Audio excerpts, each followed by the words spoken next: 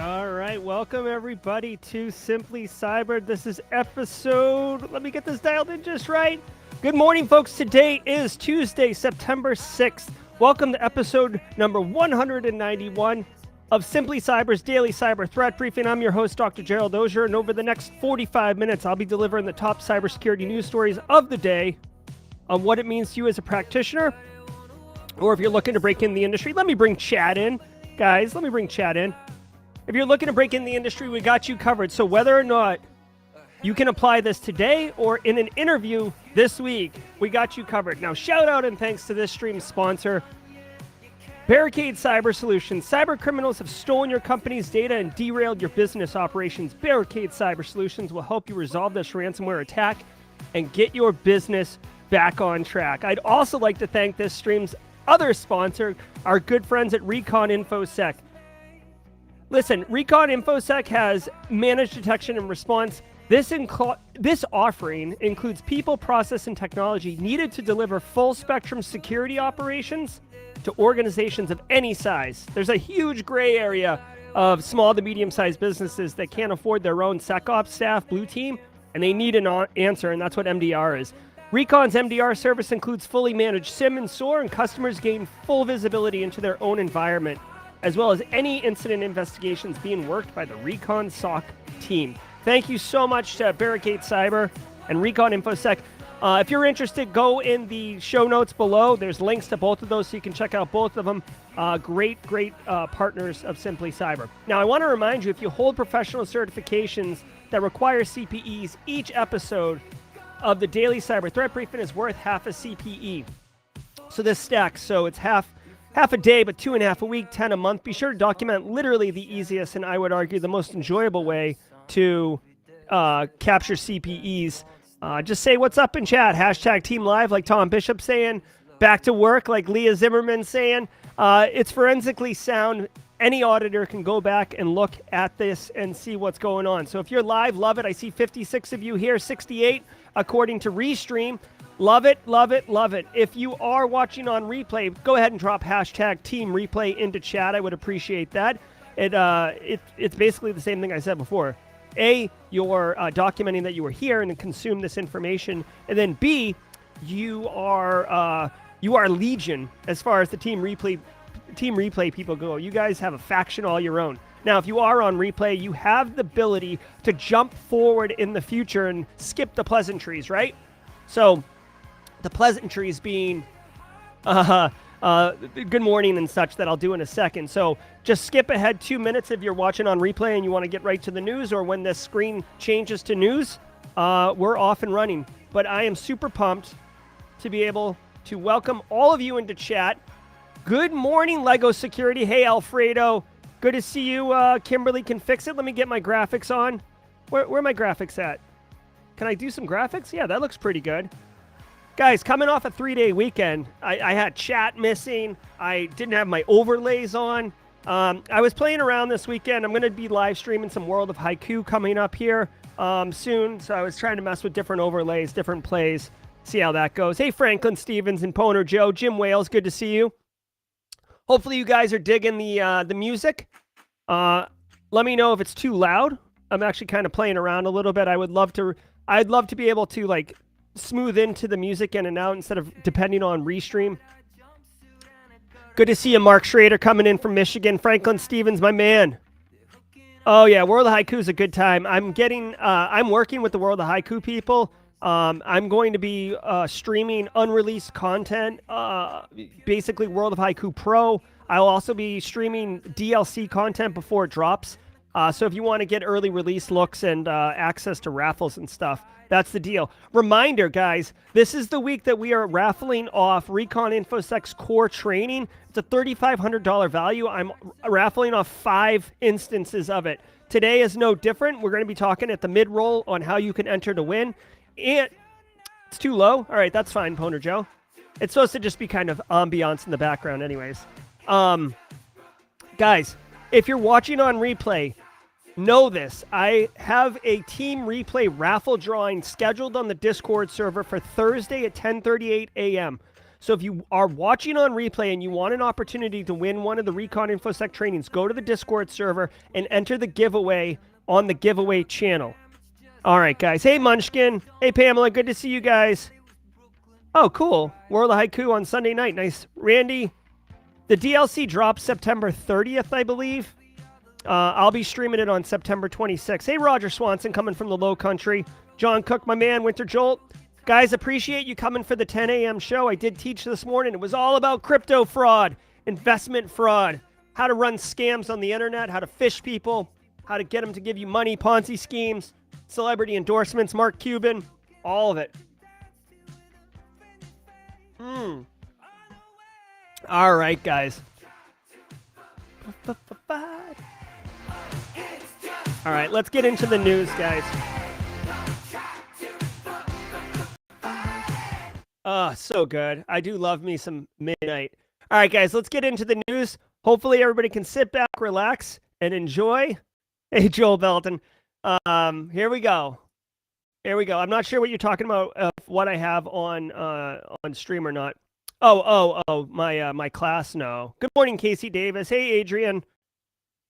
Yep. I love teaching, man. I do love teaching. All right, let's get into the news. Hold on. Let me juice this baby up to 70. All right, here we go. Here we go. Boom. Whip. From the CISO series, Here we go. It's cybersecurity headlines. It's Tuesday, September 6th, 2022. Transnational sextortion ring dismantled. Interpol's cybercrime division worked with police in Singapore and Hong Kong to take down the operation. The police agency arrested 12 suspects in the ring from July through August. The scheme tricked victims into downloading a malicious app to exchange explicit media, but then stole contact information and social logins to blackmail users. Earlier this year, Interpol warned that sextortion schemes have followed an overall rise in cybercrime in general. The FBI warned that in the first half of 2021, sextortion complaints resulted in over $8 million in losses. Whew. All right. So good on Interpol. Guys, I looked as I was setting the stories up for today. It looks like we got a lot of sounders, so let's not waste any time. That's the sound of the police. All right. So Interpol doing what Interpol does and breaking up sextortion rings. Good on them. Okay. So if you guys don't know what sextortion is, you definitely should know. And I would encourage you to educate in a very polite way. Maybe not your end users, but a younger audience, right? So I actually probably would tell my students about this. I'm thinking ages really like 15 to 25, 15 to 30. You may not know. Sextortion can happen in a couple different ways. Essentially, a phishing email comes in and it's complete hogwash, right? The threat actor says, hey, I've got... Well, it can happen a couple different ways. One, it's just total poppycock, and they're like, listen, I've got pictures of you pleasuring yourself. I turned on your webcam. I know the nasty sites you've been going to. I have this footage. I'm going to release it publicly to your friends and family. You'll probably get fired. You're probably going to be ostracized by your social network unless you give me X amount of money, or you actually send me nudes and stuff like that. That's one way it happens. And then obviously you freak out, you maybe send them money. If you do send them nudes, now they actually have compromising collateral on you. And then they begin to like really run you and extort money out of you, extort favors out of you, etc. It seems like in this sextortion ring, an increase in attacks. Phishing, they get actual malware on your computer. Maybe they do turn on your webcam.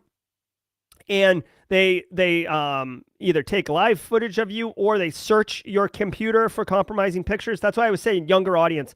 I'm not saying all younger people are prone to taking inappropriate photos of their own body or of their partner's body, but I just feel like there's a higher likelihood of it happening in that younger audience. Basically, I'm glad that Interpol is taking care of this. I mean, it's very violating, right? There's nothing that says you can't take pictures of yourself or of your partner, or you make a home movie, quote unquote home movie, right? I mean, it worked for Kim Kardashian. I mean, look how popular she is. So it's your own right to do that, though. And the fact that these criminals are exploiting that and ruining people's lives, frankly, I'm glad that Interpol went after this. So, TLDR, educate people on what sextortion is, explain to them how they can prevent it or protect themselves from it, and just know that you should never be installing crap on your computer that comes from anyone like that. Yep. All right, let's keep rolling. TikTok denies breach talk. Late last week, a hacking group known as Against the West claimed on a forum to have breached TikTok and WeChat. It shared screenshots of a database from both companies purporting to hold 790 gigabytes of data, including user data, authentication tokens, server info, and more. TikTok denied the claim, further saying the data in question couldn't have been scraped from its platform. Security researcher Troy Hunt confirmed the validity of some data, but didn't find any that was non-public. Researcher Bob Dianchenko said the data likely came from the third-party Hangzhou Julan network technology. Okay, so this was making the rounds over the week, last week, 3-day weekend or whatever. Screenshots, over 2 billion users, data leaked. TikTok's pushing back. It's one of these things. That would be a huge data set to have dropped. Who knows what's in it? If it was scraped from a public forum or a public service, then it wasn't really a breach and it's just kind of like made to look like it was a breach. I don't know.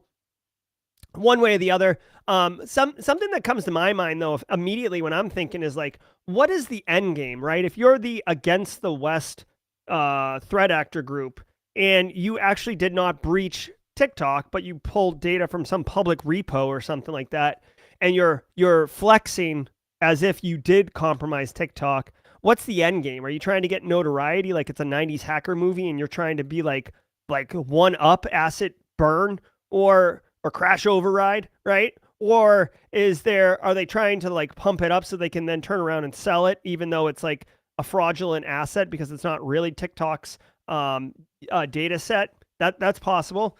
I guess I'd have to engage people like Eric Taylor from Barricade Cyber, who kind of does muck around in the dark web and might know whether or not these threat actors are actually trying to sell this data set. This story's not going away though, right? TikTok's obviously super huge. People are going to want to know if the data was actually breached. If the threat actors actually have it, this is the ultimate ultimatum, right? TikTok is saying they weren't breached. If the threat actors actually did it, then they will release more information. They will release information that is not publicly accessible, right? In order to validate, in order to validate the claim that they did successfully hack them. We'll see. I mean, I don't know. At the end of the day, like, I guess to me, who cares, right? That's my initial thought. I hate to sound so callow or callous, but like most of our data is out there. So like, what do you care if TikTok gets breached? I mean, I guess they could use the information to develop a profile on you, but the people who own TikTok already can do that.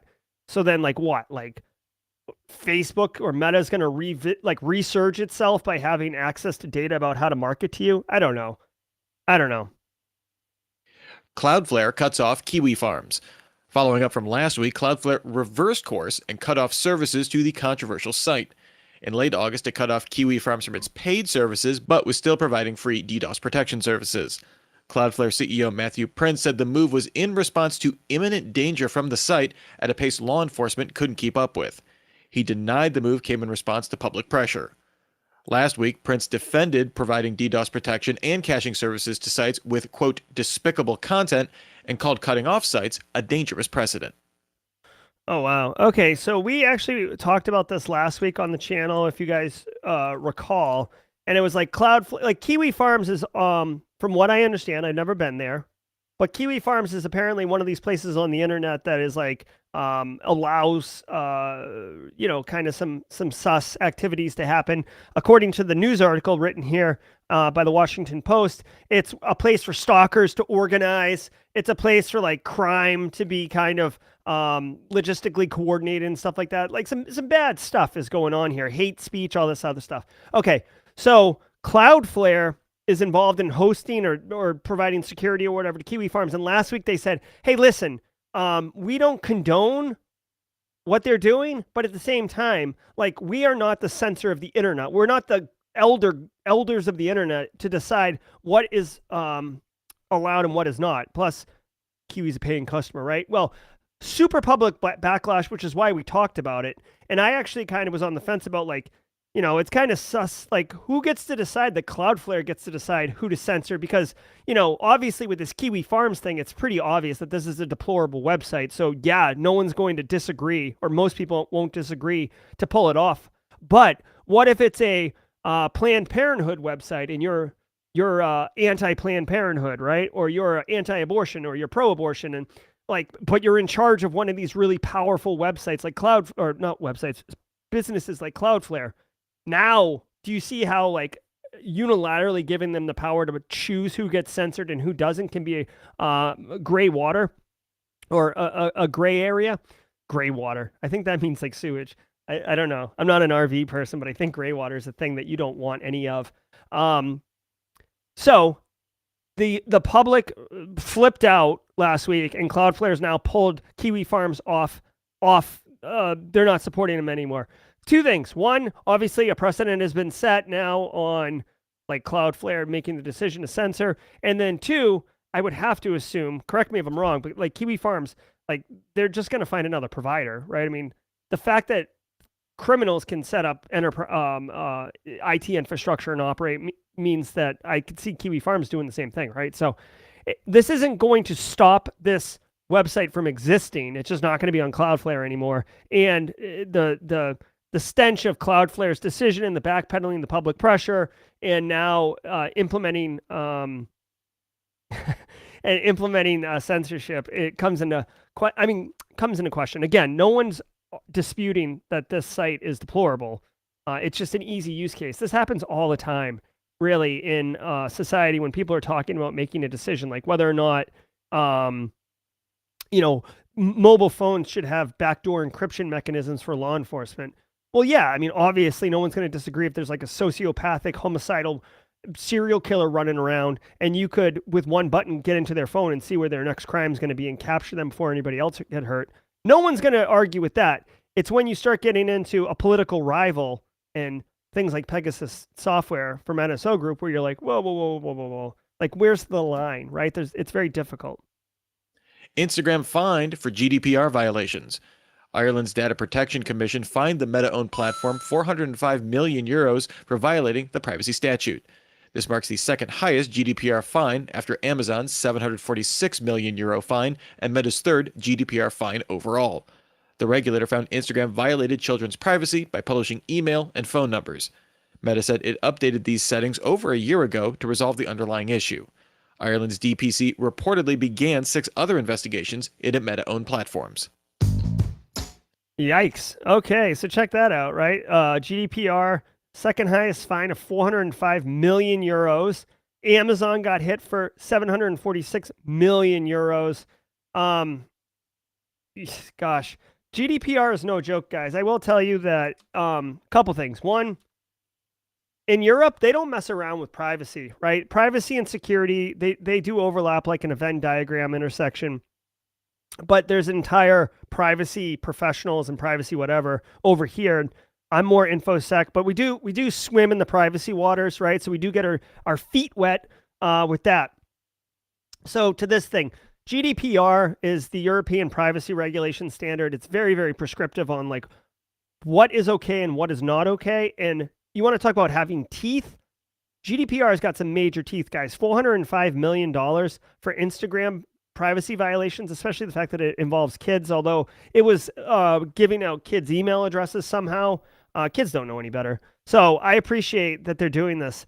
At the same time, can you imagine, just think about how much money Meta has, where they get hit for $405 million and it's like they drove over a twig in a car that they're driving 80 miles an hour, and it's like doop, and just keep on moving, right? Amazon $746 million fine.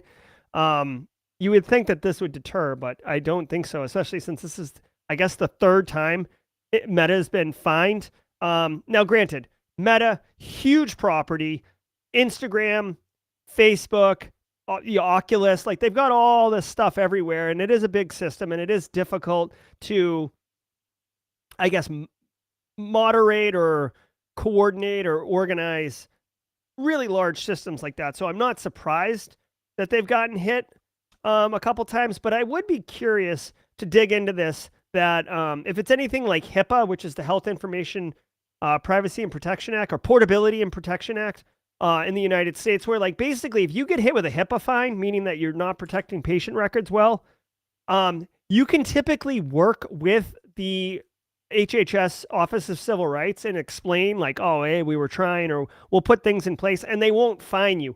You typically only get fined if you're being like a peckerhead and you're like, oh, like I'll just do whatever I want. Like, just give me the number. Like, I'll just write you a check. Get out of my face. Right? Like, if you're a jerk about it, you get fined for HIPAA. Or if you're like a repeat offender because you're not doing anything to fix the problem, you get fined by HIPAA.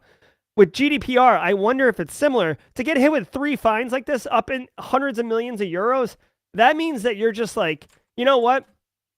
It's cheaper for us to just write the check and keep on motoring than it would be to take the time to implement the controls appropriately. So that's one thing that I'm kind of curious about when it comes to this particular story.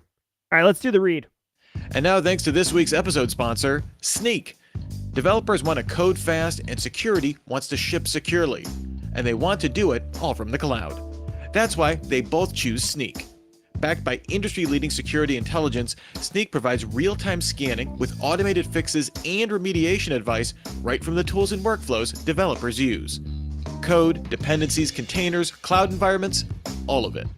And while developers are building securely, Sneak gives security teams a bird's eye view of all of their projects and cloud environments so they can prioritize and focus their efforts in the right places.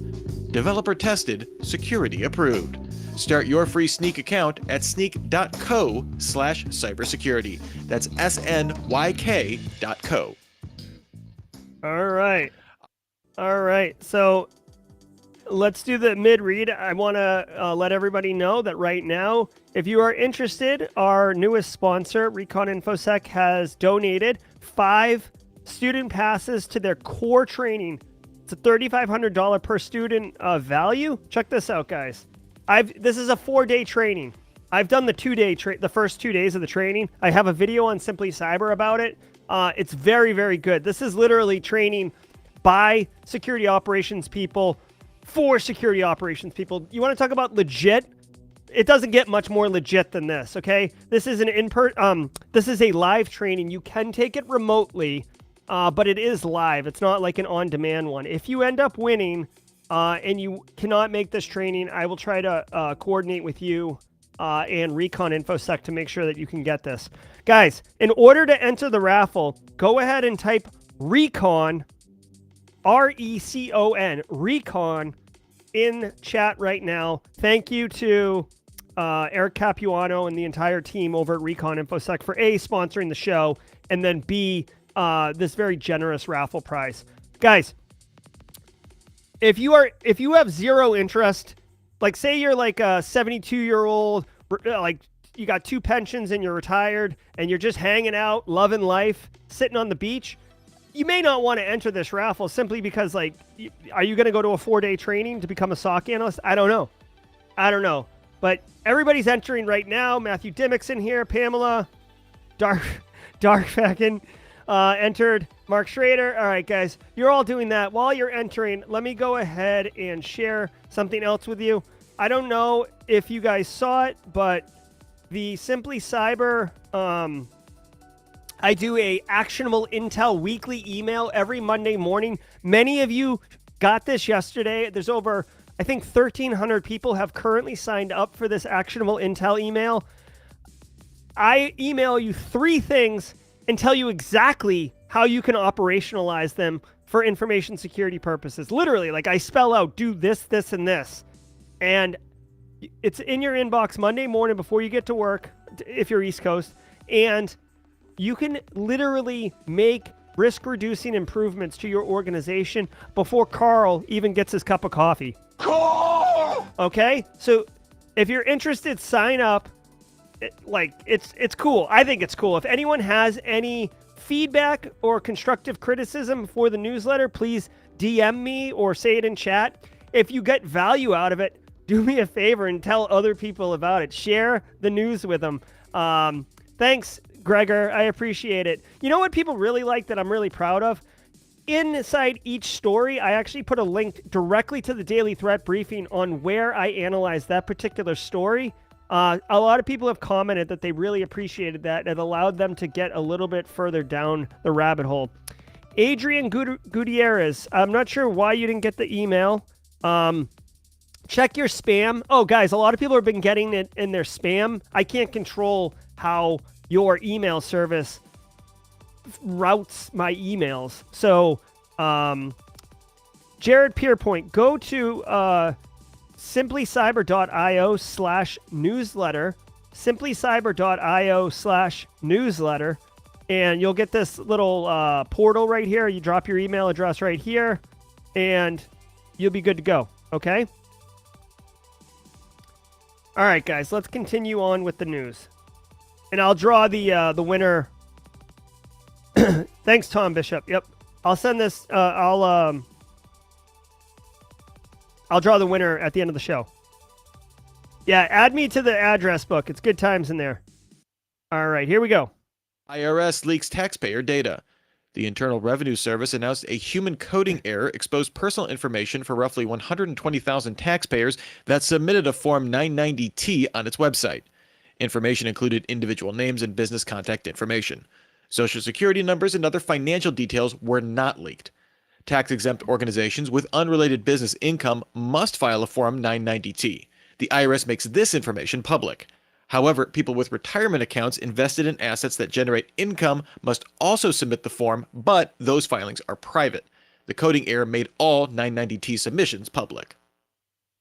You guys know what we're saying. Okay, like Jesus. All right, I mean, these things happen, guys. Human error. Sometimes you get the question. Like, what's your biggest oops mistake you've ever made? Whoever the developer was that did this, that's their answer pretty much for the inevitable future. I am trying to get this on a hot button, but this is the developer realizing that they went ahead and made a mistake. So guys, this happens. It's human nature. The guy should have made it, or the woman should have made it 990Ts, and use a union SQL query and nonprofit charity or whatever, and instead they just dismissed that. It was probably Friday, going into a 3-day holiday weekend. They're like, YOLO, ripping their shirt off, getting the tannin oil on, ready to go to the club, ready to go get some tacos at happy hour. I ain't got time for this. Commit software changes to production and boogie on out. That could have happened. Also, they could have just made a mistake and not realized that there were different kinds of 990s. I'll say this and move on. If anyone in your organization does software development, right? If you're a software vendor type company, or you have a SaaS solution, or you do things with your data sets, or you have an R&D group who makes in-house apps, which I could lose my mind about in-house apps, the most penny-wise, pound-foolish thing I've ever seen. In-house apps, then you have to educate them and be mindful that you need to have a somewhat decent testing strategy when you make changes to production, when you make changes to an app or software build or whatever. You have to be consistent with testing them, right? I know it's boring. I'm sorry. You've done the test 1,000 times, and 1,000 times it's come back right. Well, now you make another change. You're like, I don't need to run the test. I just need to get the hell out of here. Well, guess what? It only takes one time for you to screw up the SQL join or whatever, and then you leak 120,000 people's records, and then your boss is like, hey, can you come in my office? We got to talk because you made a horrible mistake. All right? Just educate your end users. You can use this as an awesome example. Guys, in the world of cybersecurity, there's nothing better. I mean, there's actually a couple things better, but there's nothing much better than a practical use case that happens to someone else, or that happens to you, but it's defanged. So the malware doesn't detonate successfully or whatever. When you can show this to your developers and say, hey, listen, guys, I know you guys are all great developers. I just want to show you what happens if you're not vigilant about your testing processes. Okay? We don't want our customers' data to get out. You don't want our customers' data to get out. Don't be like the IRS, okay? Like, use it as a case study. So instead of whipping them with like a stick, you can almost say like, hey, like use a carrot, right? Like, which is more motivational. So maybe this doesn't work in the carrot sense, but like, hey guys, like you don't want to be like these guys, right? You want to do the right thing. Just be mindful, be careful. Okay. All you're doing is reducing risk. You're not going to stop them from committing a screw up into production, but you're going to give them pause to think about it before they do it, right? Gregor knows what I'm talking about, guys. I could do an AMA on in-house apps and why they drive me bananas. I loathe in-house apps. I hate in-house apps so much. I'm like having PTSD just thinking about in-house apps, especially at large organizations. Like they're everywhere and they're unsupported. They're broken. They're brittle. They're not like robust. Like the access permissions are all over the place. The API integrations are brutal. That's what I would do with every in-house app, right out the window. UK closes crypto sanction loopholes. The UK Treasury's Office of Financial Sanctions Implementation updated its guidance to now require cryptocurrency exchanges to report suspected sanction breaches to UK authorities immediately. Nice. This largely puts cryptocurrency exchanges under the same obligations that other professional services must meet under such sanctions. This comes as the UK explicitly added crypto assets to funds that must be frozen if the government imposes sanctions. This includes both cryptocurrencies as well as other notionally valuable digital assets like NFTs. Yeah, of course. I'm a crypto evangelist. I love it, love it, love it. Okay, guys. So check this out. Like sit down, get comfortable. This isn't going anywhere. We just saw a couple weeks ago the U.S. Department of Treasury sanctioned anyone using Tornado Cash, and we were like, how can you sanction North Korea from taking money they stole from Denmark and running it through Tornado Cash? You can't. But it's an effort that the United States is putting forward in order to start to regulate some of this type of crypto stuff. UK is like America's cousin, right? Like Five Eye countries. UK's doing it too. Get ready. They're all going to do it as they slowly start making decentralized finance centralized. Crypto is like the Wild West. It's deregulated, it's decentralized. People are all over the place. A lot of it's being used for criminal purposes because there isn't really practical utility. I literally flipped out on my Citadel class this morning for an hour about all of this. We talked about Tornado Cash. We talked about Binance. We talked about how these companies that are getting a little bit of a taste for every transaction is perversely incentivized in order to allow the transactions to occur because they get a taste.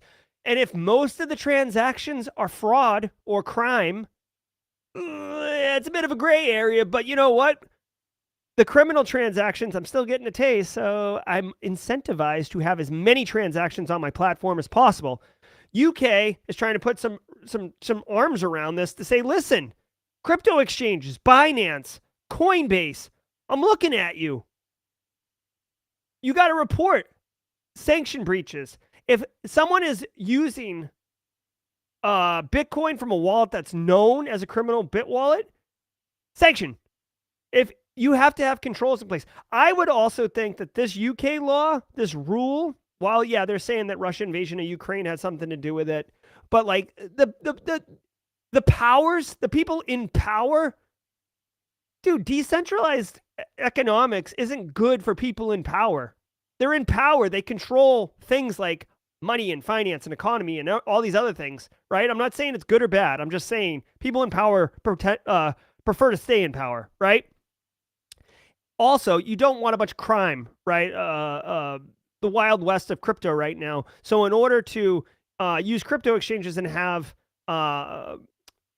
like regulation on it is good because, guys, if Lazarus Group steals $500 million from Ronin Infinity Bridge, they can't go buy, like, they can't buy 50,000 tons of rice or a ballistic missile on crypto, they need to transfer it into some currency that is acceptable by Whole Foods for the rice, or Northrop Grumman for the missiles, or whatever, or Lockheed, whatever. You gotta get it. And how do they get it? They go through these exchanges. That's why it's called an exchange. They're exchanging their cryptocurrency for some other currency that has value in the market. So good on them, UK and United States, trying to put some like reins. It's like the sheriff in Deadwood or in the Wild West. Like, you need some type of situation going on over here. I'm like, I got to turn the fan on, guys. I'm like breaking a sweat up in here. I'm all frothed up. Evil Proxy Toolkit spotted for sale. The firm ReSecurity spotted this new phishing as a service offering for sale on a dark web forum. This uses a reverse proxy and cookie injection to bypass two-factor authentication, creating a proxy on a victim session. Evil Proxy first appeared on the dark web market in May 2022, touting the ability to target customers of Google, Microsoft, as well as the Python package index. We've seen these types of MFA bypasses from sophisticated state-backed actors, but ReSecurity says Evil Proxy shows how quickly these attacks have become productized. All right, so here's the deal. You're a threat actor, you're not sophisticated, you're not next level, but you are criminally motivated. You know, whatever your bag is. Maybe you're I don't know. You just want to cash in and get. You just want to get some of that money, right? Kimberly, here we are. Straight cash, homie. You just want to get a taste. Well, people like me who scream until they're blue in the face to enable MFA, yeah, enable MFA, but it's not a silver bullet. All you're doing is raising the bar of difficulty for threat actors to compromise your account, right? Username and password is fine. But if your multi-factor is there, once they try to log in with your password, you get tipped off that someone's got your password, you change your account, and you change your password, and then you're not any less at risk. So sophisticated threat actors, there's been multiple ways demonstrated of how to bypass multi-factor authentication or trick end users into giving you the token. Now, it seems like this Evil Proxy phishing toolkit is lowering the bar, essentially, for criminals who aren't sophisticated enough to bypass multi-factor on their own. They can just pay a monthly subscription fee for this service, and the Evil Proxy will essentially bypass multi-factor. If I was a criminal, I would totally take advantage of this, because why should I try to do everything in the attack chain or the cyber kill chain when I can just outsource certain things, right? I can go buy stolen creds off the dark web, crosswalk them against some type of like crypto data dump, so I know who my whales are, the people with high value. Then sign up for Evil Proxy, fire an email at my victim, my target, my mark, whatever, and boom, they feel safe because they got multi-factor on. I'm feeling happy because I just blew through their multi-factor, and I'm cashing them out, okay? Multi-factor, definitely a good idea, definitely implement it. But it's not a silver bullet. That's the TLDR here. You need defense in depth. You need detection controls. You need mechanisms that say, hey, this is a risky sign-in. Jerry signed in from Miami, Florida, and then logged in from Romania like 10 minutes later. Impossible travel. Or Jerry always logs in from Charleston, and now all of a sudden he's logging in from Saskatchewan, Manitoba, whatever, right? Doesn't make any sense, does it? Or Jerry logged in at midnight and he almost always logs in at 8 a.m., right? Suspicious. Look into it, okay? You do need defense in depth, and this is why we have a job. If you literally could just turn on all the protection mechanisms and be safe, we wouldn't have jobs. Our jobs would suck. They would be boring. You would just buy a solution that turns on everything and then go to the beach and read a book. But that's not how it works. Threat actors, it's a cat and mouse game. They're constantly adapting and overcoming, and this is one of those adaptations. Now, your Should Have Patched Tuesday update. QNAP warned customers of an ongoing deadbolt ransomware attack over the past weekend. This exploited a 0-day in its PhotoStation app. QNAP patched the flaw within 12 hours after the campaign began. Google also released a patch for an actively exploited Chrome 0-day related to insufficient data validation in the Mojo runtime libraries. getting jobs in cybersecurity. All right. Hey, guys, it's QNAP. We haven't really done one of these in a while. I do have a QNAP sounder. Basically, good on QNAP. I haven't heard of Deadbolt ransomware. Apparently, it was taking advantage of some photo station security vulnerability. Photo station must be some type of app that QNAP provides on top of their stack in order for you to do something fun with the pictures you store on it. QNAP is a network-attached storage device, by the way, guys. Notoriously vulnerable. People put it on their network. Inevitably, it ends up being internet-facing. It gets popped all the time. This is like, I feel like QNAP exploitation is like, it's like the first lab in a cybersecurity course. It's like where you like cut your teeth. Like, hey, all right, we're gonna do a lot of fun stuff this semester, but first let's pop a QNAP box. I will give QNAP recognition. They don't typically do this.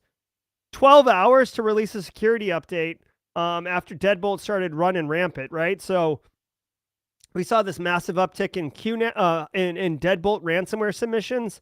And then 12 hours later, they released it. Now, good for QNAP, but remember, the people who own the QNAP devices, unless they have it set to auto update, need to also patch the device itself. Just because the vulnerability has been patched doesn't mean your instance of QNAP has been patched.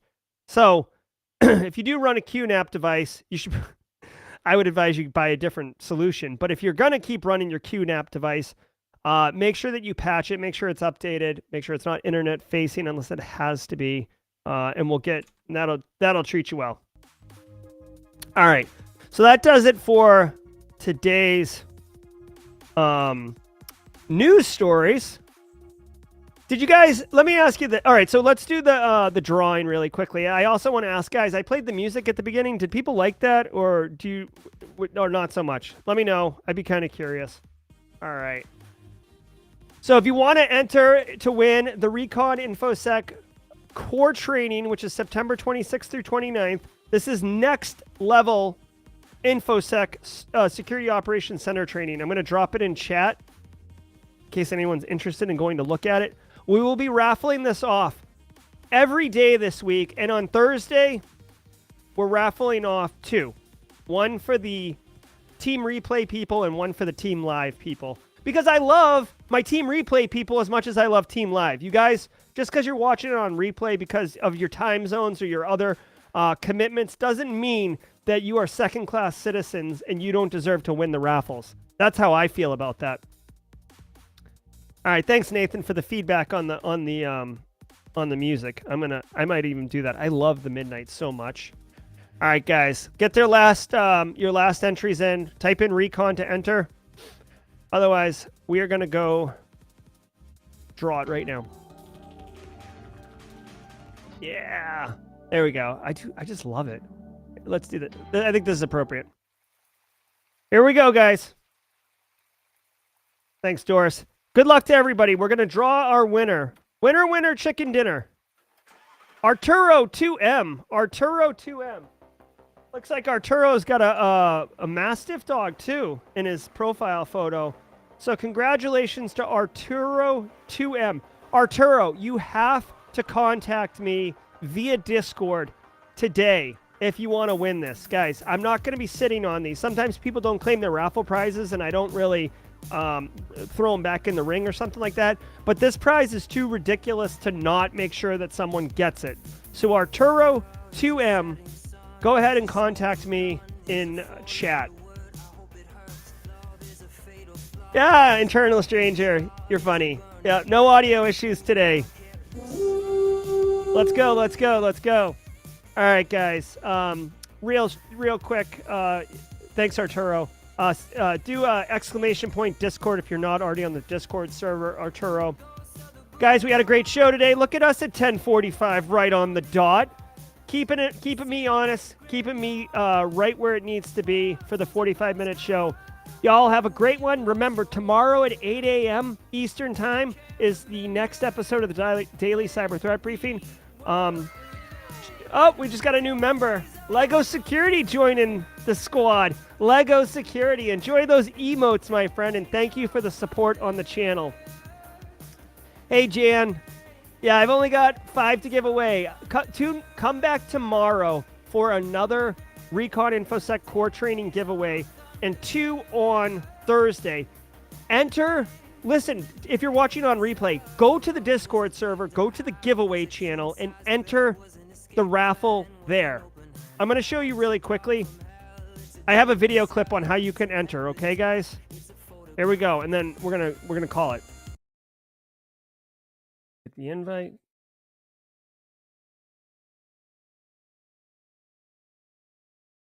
You're in the Simply Cyber Discord. The giveaway channel.